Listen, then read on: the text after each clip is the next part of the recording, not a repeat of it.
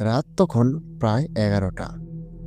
শহরের বাইরে একটা পুরনো প্রায় পরিত্যক্ত রেল স্টেশন, নাম কালাপুর রেল স্টেশন। স্টেশনটা নিয়ে এলাকায় অনেক গল্প প্রচলিত আছে। বলা হয় এখানে নাকি মাঝরাতে এমন এক ট্রেন আসে যার কোনো টাইম টেবিল নেই, আর সেই ট্রেনে যারা উঠে তারা আর কখনো ফিরে আসে না। রাহাত একজন ইউটিউবার, ভৌতিক জায়গা নিয়ে ভিডিও বানায় সে। সে ঠিক করলো আজ রাতেই কালাপুর স্টেশনে গিয়ে সত্যিটা বের করবে। ক্যামেরা অন করে সে বলতে শুরু করলো, বন্ধুরা, আমি এখন কালাপুর স্টেশনে। সময় 11টা 15 মিনিট। চারিদিকে কেউ নেই, শুধু বাতাস আর অদ্ভুত একটা নীরবতা।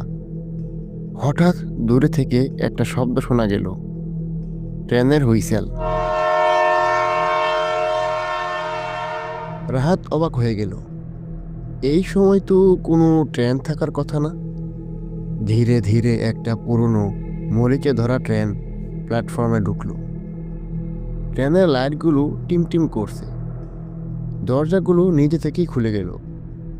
ভেতরে তাকে রাহাত দেখলো কেউ নেই, পুরো ট্রেন খালি। কিন্তু হঠাৎ এক কোণায় একটা লোক বসে থাকতে দেখা গেল, সাদা পাঞ্জাবি, মাথা নিচু। রাহাত একটু সাহস করে এগিয়ে গেল। ভাই, আপনি এই ট্রেনে উঠেছেন? লোকটা ধীরে ধীরে মাথা তুলল। তার চোখ দুটো পুরো কালো, কোনো সাদা অংশ নেই। গলা কাঁপিয়ে সে বলল, এই ট্রেন শুধু যাওয়ার জন্য, ফেরার জন্য না। হঠাৎ ট্রেনের দরজা জোরে বন্ধ হয়ে গেল। রাহাত ভয় পেয়ে দ্রুত নেমে আসতে লাগলো, কিন্তু দরজা খুলছে না। ক্যামেরা কাঁপতে লাগলো। ভেতরের সেই লোকটা উঠে দাঁড়ালো, ধীরে ধীরে রাহাতের দিকে এগিয়ে আসতে লাগলো। তুমি তো নিজেই এখানে এসেছ, এখন যেতে পারবে না। হঠাৎ সব লাইট নিভে গেল। এক মুহূর্তের জন্য পুরো অন্ধকার হয়ে গেল। তারপর ট্রেনটা হঠাৎ করে স্টেশন ছেড়ে দিল। পরদিন সকালে স্থানীয় লোকজন স্টেশনে এসে দেখে প্ল্যাটফর্মে শুধু একটা ক্যামেরা পড়ে আছে।